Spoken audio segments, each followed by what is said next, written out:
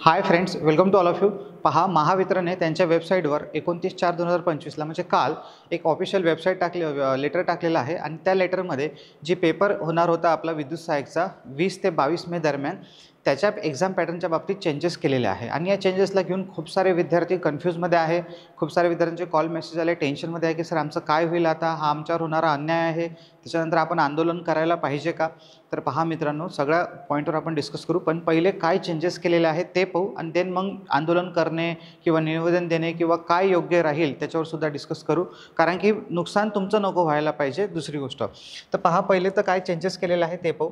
हे त्यांनी लेटर टाकलेलं आहे 29/4/2025ला. त्याच्यामध्ये पहिला जो पॉईंट आहे, पहिला पॅरा, या पहिल्या पॅरामध्ये 23/4/2025ला जे आम्ही हे टाकलं होतं संकेतस्थळावर अपडेट की पेपर हा 20 ते 22 मे दरम्यान होणार आहे, ते पॉईंट आहे. दुसरा पॉईंट आहे जाहिरात क्रमांक 6/2023 मधील अनुक्रमांक 7.3 खाली परीक्षेचे स्वरूप दर्शवले होते, म्हणजे आधीचे ॲडव्हर्टाइजमेंट त्याच्यामध्ये परीक्षेचे स्वरूप दर्शवले होते.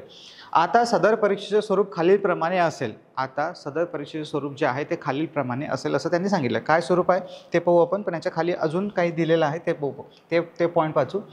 उमेदवाराने दिलेल्या प्रत्येक चुकीच्या उत्तरांना दंड पेनॉल्टी असेल, त्यानुसार त्या प्रश्नात विविध असलेल्या एकूण गुणाच्या 1/4, म्हणजे आधी पण 1/4 होतं, आता पण 1/4 निगेटिव्ह मार्किंग आहे, म्हणजे 0.25% इतके गुण दंड म्हणून प्राप्त गुणांमधून वजा करण्यात येऊन प्राप्त गुणांमधून, म्हणजे जे तुम्हाला पॉझिटिव्ह मार्क भेटतात त्यातून निगेटिव्ह मार्क्स मायनस करून अंतिम गुण ग्राह्य धरण्यात येतील. तथापि उमेदवाराने प्रश्नाचे उत्तर न दिल्यास, रिक्त ठेवल्यास अशा प्रश्नांचा दंड पेनल्टी लागणार नाही. ते मागच्यासारखंच आहे की जो प्रश्न तुम्ही सॉल्व्ह केलाच नाही आहे त्याची तुम्हाला पॉझिटिव्ह मार्क भेटणार नाही आणि निगेटिव्ह सुद्धा मायनस होणार नाही.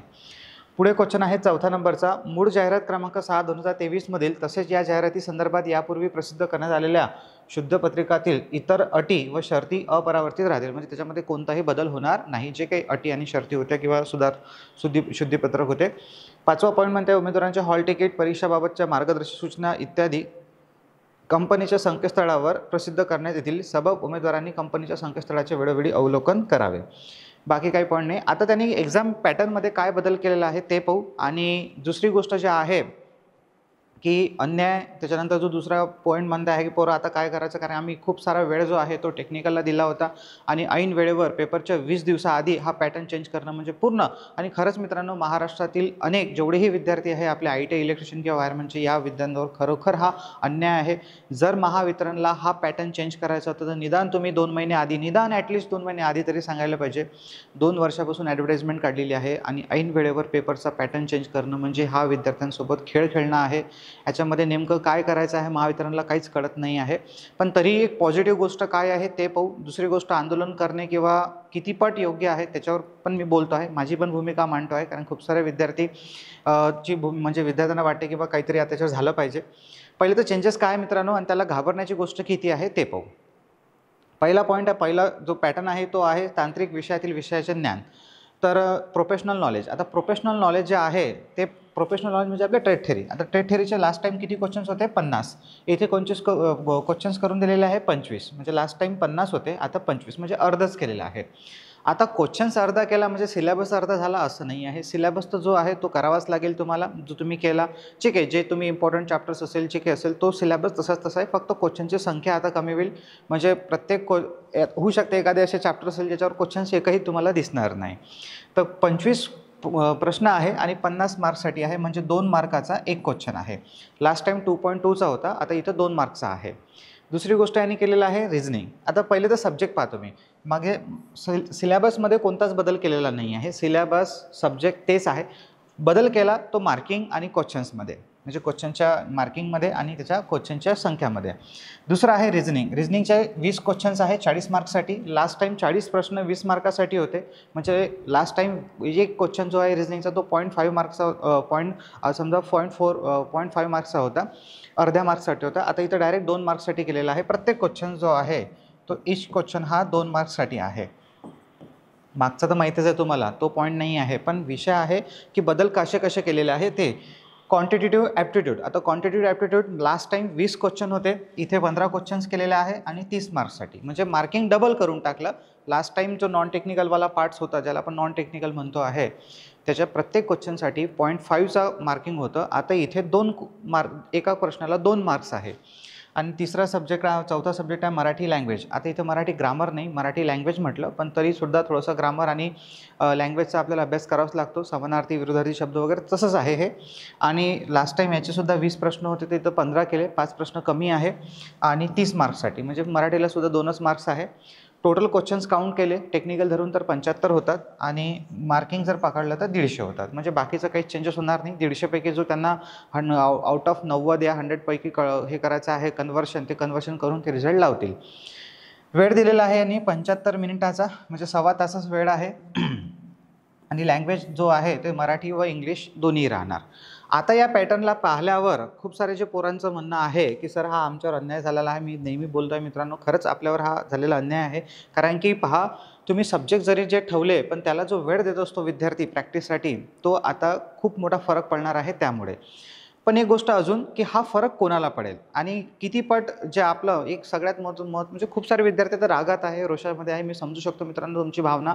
प्रत्येक विद्यार्थ्याची मनस्थिती वेगवेगळी आहे. माझ्याकडे दोन्ही म्हणजे आता सकाळपासून जेवढे मला कॉल्स आले, मेसेज आले, त्या दोन्ही कॅटेगरीचे विद्यार्थी होते. म्हणजे पॉझिटिव्ह विचार करणारे पण आणि निगेटिव्ह विचार करणारे पण. आणि मी माझी पण भूमिका तुम्हाला सांगतो आहे काय आहे. तर पहिली गोष्ट, तुम्ही तुमचं ओपिनियन तर आहेच. तुम्हाला ऑब्व्हियसली तुम्हाला जे करायचं आहे तो तुमचा स्वतःचा अधिकार आहे, ते तुम्ही करा जे तुम्हाला पटते ते. पण मला जे वाटते ते मी तुम्हाला सांगतो आहे.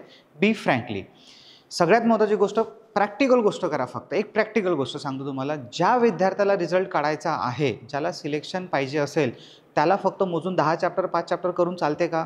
मोजून फक्त टेक्निकल करून चालते का? मी नेहमी माझ्या मागच्या व्हिडिओमध्ये किंवा नेहमी बॅचमध्ये सांगत असतो की कोणतीही एक्झाम असो, पियूनची का एक्झाम असो, तुम्हाला जर तो पेपर काढायचा असेल तर त्याच्यात जेवढेही सब्जेक्ट दिलेले आहे ते तुम्हाला करावेच लागतात. एकदम म्हणजे रिझल्टची पुरी 100% शुअरिटी पाहिजे असेल तर सब्जेक्ट सिलेबस पूर्ण करणं, त्याच्यावर प्रॅक्टिस करणं हे विद्यार्थ्याचं कामच आहे. ते कोणतीही एक्झाम द्या तुम्ही. ओके, वनरक्षकाची जर एक्झाम द्यायची असेल तर त्यातही तुम्ही म्हणसाल मी GS वाला पार्ट करत नाही, बाकीवाला पार्ट करतो, तो GSच तुमचा रिझल्ट खातो. बरं, सुदैवानं याच्यामध्ये GS विषय टाकलेला नाही आहे. तर मित्रांनो मी सांगतो तुम्हाला की आता जो विद्यार्थी पेपर काढण्याच्या मनस्थितीत आहे तो नेहमी सगळे सब्जेक्ट करतो आणि सगळे सब्जेक्टनंतर सगळे चॅप्टर्स करतो. जर त्याने सगळे सब्जेक्ट केलेले असेल तर त्याला घाबरण्याची गरज नाही मित्रांनो. कारण की तुम्ही चांगलं 10 चॅप्टरवर तर पेपर निघत नसते ना. नेहमी मला विचारतात की सर आता वेळ कमी आहे तर तुम्ही इम्पॉर्टंट चॅप्टर सांगा. नेहमी आम्ही इम्पॉर्टंट चॅप्टर सांगतो, 10 5 जे काही चॅप्टर सांगतो. पण असं नाही आहे की त्याच्यावरच पेपर येतो. सिलेबस हा आपल्याला पूर्णच करावा लागतो. फक्त राहिला प्रॅक्टिसचा विषय. आणि प्रॅक्टिसवर फरक पडून राहिला हे मी मान्य केलेलं आहे की तुम्ही ऑब्व्हियसली टेक्निकलला जास्त वेळ दिला असेल, नॉन टेक्निकलला कमी वेळ दिला असेल, बरोबर आहे. पण आता जेवढाही वेळ आहे उरलेला आहे त्याच्यात तुम्ही याची प्रॅक्टिस वाढवा आणि याची थोडीशी प्रॅक्टिस कमी करा. पण ज्या विद्यार्थ्यांना हे सगळे विषय राहिलं, इलेक्ट्रिशियनच्या विद्यार्थ्यांनी ऑलरेडी महाट्रान्सकोच्या एक्झामसाठी हे सगळे विषय चांगले केलेले आहेत. कारण त्याच्यामध्ये प्रत्येक विषयामध्ये पॉझिटिव्ह मार्क्स घेणं कंपल्सरी होतं. दुसरी गोष्ट, वायरमनचे विद्यार्थी ज्यांनी हे केलं नसेल त्यांना जास्त टेन्शन आहे आता, की अजूनही काही विद्यार्थ्यांना टेन्शन असेल की हे विषय आम्ही कमी केले होते आणि आता हा विषय जास्त केला होता आणि अचानक हा बदल. तुम्ही समजू शकतो मित्रांनो तुमच्या मनामध्ये काय सुरू आहे. पण ज्या विद्यार्थ्यांनी सगळं सब्जेक्ट केलेला आहे त्यांच्यासाठी घाबरण्याची गरज नाही आहे. कारण की ही पॉझिटिव्ह गोष्ट एकच आहे याच्यामध्ये की त्यांनी चेंजेस केला आहे, फक्त सब्जेक्ट चेंज नाही केले, फक्त जे क्वेश्चन्स आहे आणि मार्किंग आहे ते चेंज केलं. दुसरी गोष्ट की ज्यांचं हे झालं नाही आहे, खूप सारे विद्यार्थी म्हणतात की आता आम्ही आंदोलन करायचं का सर, किंवा मग निवेदन द्यायचं की अजून काय करायचं. पहा मित्रांनो, आंदोलन जर करायचं असेल त्यासाठी लिगली तुम्हाला परमिशन्स काढावं लागेल, त्याच्यामध्ये वेळ जाईल. आणि दुसरी गोष्ट, त्याच्यानंतर जो निर्णय आहे तो काय लागेल हे आपल्याला सध्या सांगता येत नाही. म्हणजे जर समजा भरतीवर स्टे आणला, आता काही पोरं जे मला सकाळपासून कॉल मेसेज चालू आहे की सर आम्ही कोर्टामध्ये जातो, कोर्टात केस टाकतो. तर कोर्टात केस टाकली, तारीख पे तारीख होईल, त्याच्यामध्ये किती वेळ जाईल हे काहीच सांगता येत नाही. आणि वेळ गेल्याच्या नंतर जर निर्णय त्यांच्या बाजूने लागला तर मग खतम काम आहे. कारण की तोपर्यंत तुमचे पेशन्स आणि केलेला अभ्यास हा सुद्धा सगळा वाया जाईल. पहा, मी नेहमी आपापलं ओपिनियन आहे, मी माझं ओपिनियन मांडतो आहे. बाकी तुम्ही तुमचं ओपिनियन मांडू शकता, तुम्हाला प्रत्येकाला आपापलं स्वातंत्र्य आहे. फक्त मी एकच सांगेल की माझ्याकडून सांगितल्यानंतर विद्यार्थ्याचंसुद्धा नुकसान नको व्हायला पाहिजे. कारण की इथं दोन्ही विद्यार्थी आहे, पॉझिटिव्ह आणि निगेटिव्ह. एक पॉईंट तुम्हाला आठवून देतो आहे की जेव्हाही नोटिफिकेशन येते तेव्हा या तिन्ही डिपार्टमेंट किंवा अदरही डिपार्टमेंटच्या पॉईंटमध्ये असते की सर्व जे रिझर्व राईट्स आहे हे कंपनीकडे अबाधित आहे. म्हणजे जे काही कंपनी हे सिलेबसमध्ये जागेमध्ये वाढ घट करू शकते, इव्हन भरतीसुद्धा कॅन्सल करू शकते. या पॉईंटवर मला तरी वाटते की निर्णय त्यांच्या बाजूने लागण्याची शक्यता आहे. आपण ट्विट करू, आपण निवेदन देऊ, नक्कीच जे आपल्याच्यानं होते. जर आपल्याला आंदोलनाची परमिशन भेटत असेल तर आपण अमरावतीला आंदोलन करू, कलेक्टर ऑफिस किंवा मग म्हणा याच्यामध्ये डिस्कॉमच्या ऑफिसला, पण त्यासाठी तुम्हाला सुद्धा समोर यावं लागेल. जे जे विद्यार्थी आंदोलनासाठी इंटरेस्टेड असेल त्यांनी वेगळा मेसेज करा की बा आम्हाला आंदोलनच करायचं आहे. मला मेसेज करा अमरावतीच्या जवळपासचे असेल तर, आणि त्याच्यावर आपण बोलू. कोणतरी पुढे भूमिका घ्या. ओके. आणि दुसरी गोष्ट, मी तर आहे सोबत तुमच्या, पण तुम्हाला सुद्धा भूमिका घ्यावी लागेल. नाही तर मग खूप सारे मला मेसेज येतात की सर तुम आगे बढ़ो हम तुम्हारे पीछे हैं. जेव्हा आपण आगे बढ़तो तेव्हा पीछे फक्त 2-4 जण दिसतात. तर असं नको. कमीत कमी ॲटलीस्ट 100-200 विद्यार्थी जेव्हा येतील तेव्हाच त्याचा गोष्टीचा इम्पॅक्ट पडेल. आणि आता जर आपण हा वेळ परीक्षेच्या वेळेस आंदोलनामध्ये गमावला आणि पेपर जर नाही, पॅटर्न जर नाही बदलला तर तुमचा वेळ वाया जाईल, हा सुद्धा माझ्या डोक्यामध्ये विचार येतो. फक्त बा काहीतरी करायचं आहे म्हणून आपण करून राहिलो आहे आणि वेळ वाया गेला तर त्यात सुद्धा खूप साऱ्या विद्यार्थ्यांचं नुकसान आहे. मी आधी सांगितलं की ज्या विद्यार्थ्यांनी सगळे विषय केलेले आहेत त्याला खरंच घाबरण्याची गरज नाही आहे. फक्त पेपरच्या मार्किंगमध्ये चेंजेस झालेला आहे. टेक्निकल नॉन टेक्निकलचं ज्याचं चांगलं आहे त्याला फायदा होईल नक्की, बरोबर. पण टेक्निकलसुद्धा महत्त्वाचं असतेच. असं नाही की टेक्निकल आता फक्त राहिली लेवल याच्यामध्ये. तर लेवल कशी येते तर तुम्ही पहा, लेवल मॉडरेटर्स पकडू आपण, कारण की एकदम आता मार्किंग वाढलेलं आहे. तर जसं सोपं ट्रान्सकोचीच लेवल पकडा तुम्ही, कारण ट्रान्सको काही इझी लेवलचे क्वेश्चन्स नव्हतेच, मिडियम लेवलचेच क्वेश्चन होते. थोडंसं अजून लेवलमध्ये वाढ होऊ शकते, पण आता ते एकदम आपण त्याच्यावर प्रॅक्टिस करणं वेळही नाही आहे तेवढा. तर मी तुम्हाला सांगितलेलं आहे की पहिला पॉईंट की आपण ज्यांचं सगळ्यांचं झालेलं आहे ते जसा अभ्यास आहे तसा चालू ठेवू शकतात.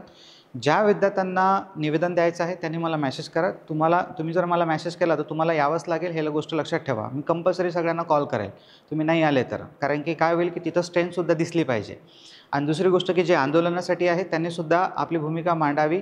आपण काय ग्रुप तयार करून अजून काय करता येईल परमिशनसाठी बघू आणि त्याचंही पाहू, ठीक आहे.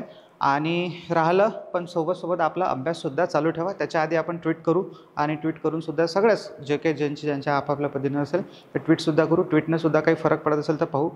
जर चेंजेस नाही झाले मित्रांनो तर आपला वेळ वाया जायला नको, हे मला म्हणायचं आहे फक्त. कारण आपण याच्या सगळ्याच्या मागं लागलो ते या 20 दिवसामध्ये. तर आणि आपला जर पेपरची तारीख जवळ आली तर आपल्याला जर अभ्यासाला वेळ नाही मिळाला तर आपलं याच्यामध्ये नुकसान आहे. निगेटिव्ह गोष्ट नक्कीच आहे याच्यामध्ये सिलेबस चेंज करणं, पण थोडंसं पॉझिटिव्हसुद्धा विचार करा, कारण की नुकसान हे तुमचं आहे, बाकी काहीच कोणाचंच नुकसान होणार नाही आहे. सिलेबस तोच आहे, फक्त क्वेश्चन्समध्ये बदल केलेला आहे. तर एवढा पॉझिटिव्ह विचार करून विचार करा, ठीक आहे. इथे थांबतो आहे. ज्यांना जो डाऊट असेल तो मला मेसेज करा, ठीक आहे. So thank you, bye bye.